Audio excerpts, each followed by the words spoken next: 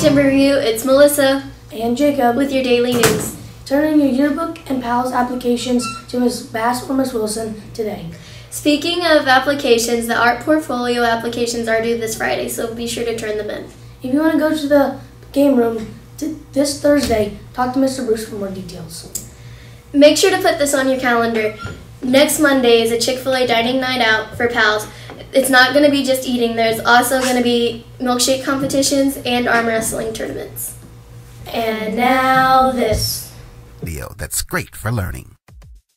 The reason why I like to make learning fun is because when I was a kid, I had a hard time in school. Yeah, like I said, I really did struggle with learning.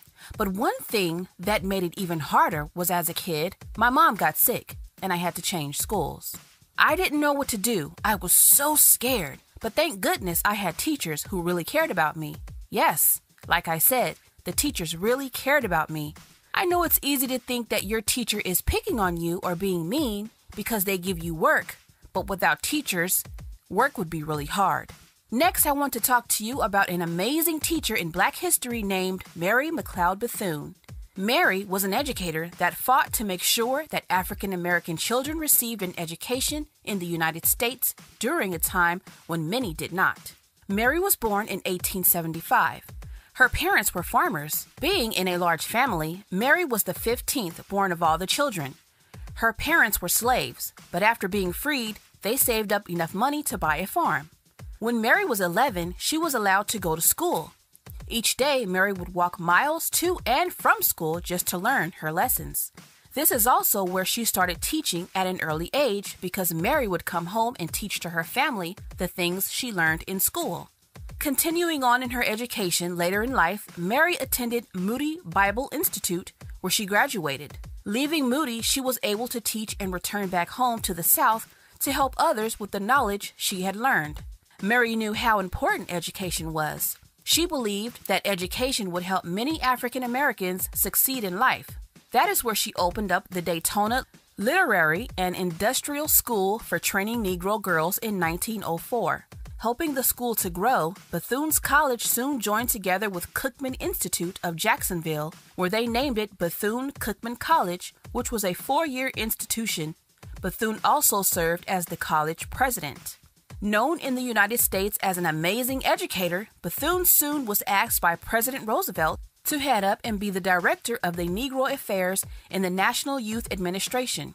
There she helped and oversaw a black cabinet with officials appointed by the federal government to help figure things out that black people needed in the country. Mary was also known for being very vocal in the civil rights movement. She often spoke out against blacks being lynched and boycotting businesses that would not hire anyone who was African American. During World War II, she was a special assistant to the secretary.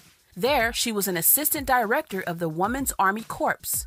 Working hard, she helped to organize the first women's officer candidate school and helped other African American women to join the military. One thing that helped Mary was that she had a good friend with power. That's right, she was really good friends with Eleanor Roosevelt, the wife of then-President Franklin Delano Roosevelt. Whenever she needed to see the president, her buddy Eleanor would sure make it happen. Even after she stopped working for the government in the National Youth Administration, she still continued to speak out where she retired back in Florida, pushing on and being an advocate for the civil rights movement before she died in 1955. Always striving to help others succeed in education, Mary McLeod Bethune will always be known as a woman who fought for education. Hey Timber Review, it's Doing Over your daily forecast. Now today we will experience cloudy skies throughout the day with the highs in the low 70s and the lows in the mid 30s. Now we have a high chance of rain from 11 o'clock to 5 o'clock this evening, so if you're going outside or doing anything outside, make sure you have your rain protective gear. Now the rain from today will carry in tomorrow morning's forecast. So if you're walking to school or going outside anytime tomorrow morning, make sure you also have protective rain gear. That's it for today, Timber Review. Back to you.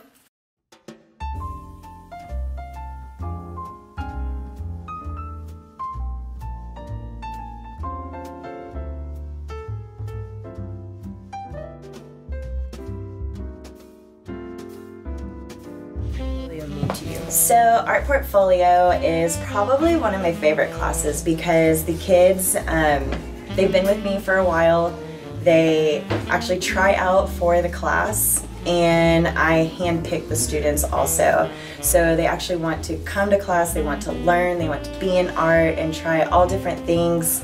The applications are starting this week and they'll be due by the end of February.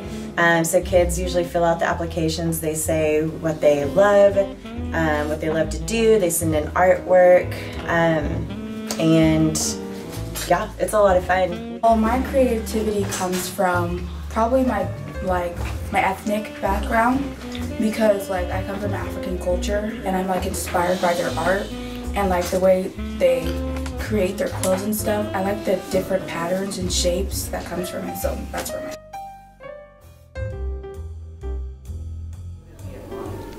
the picture that I would draw would probably be a portrait of somebody, just because I am not as good in doing that type of art and I would want to improve on my skills. In my free time, I like to draw cartoons, and like animals is my favorite thing to do. I actually didn't join. Miss Copeland asked me to sign up, so I did. Because my friend Leo told me that I should join, so I went ahead and joined. I filled in a form and she said I could. Art, in the broadest sense, is a form of communication. It expresses feelings, thoughts, opinions, and observations. You, as an artist, can allow the viewer a glimpse into your imagination.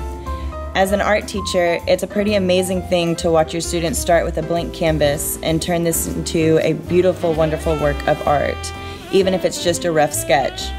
To most of my students in Art Portfolio, art is as natural as breathing. To the others, Art Portfolio is a safe environment to grow your artistic skill. Hey Hawks, we've been given the wonderful opportunity to buy something for the school to make a much better place. So if you have any suggestions, scan this QR code. Like now. Because I will be here the whole time until you scan it. Is your phone out? It should be out. Scan it. Now. You'll be late to all your classes if you don't scan it now, because I will stay here the whole time. It's Josh and Corbin for your weekly sports segment. First, for the MLB preseason is kicking off. On the 23rd, the Tigers and Yankees are facing off, and the Cubs and Brewers. For the Olympics, Norway is in the lead with 26 medals. Germany is in second place with 18, and Canada is in third place with 16 medals. America is in a four-way tie for sixth place at 10 medals. Come on, America. Back to you. Guess what? There's an opportunity to go to the game room next Thursday. Woo! So if you're interested, make sure you're buying your tickets now for Mr. Bruce. They're somewhere between 30 and 40 call cash, but you can always bargain with him to lower the prices. And teachers actually hand out claw cash. Some kids actually want to go to the game room.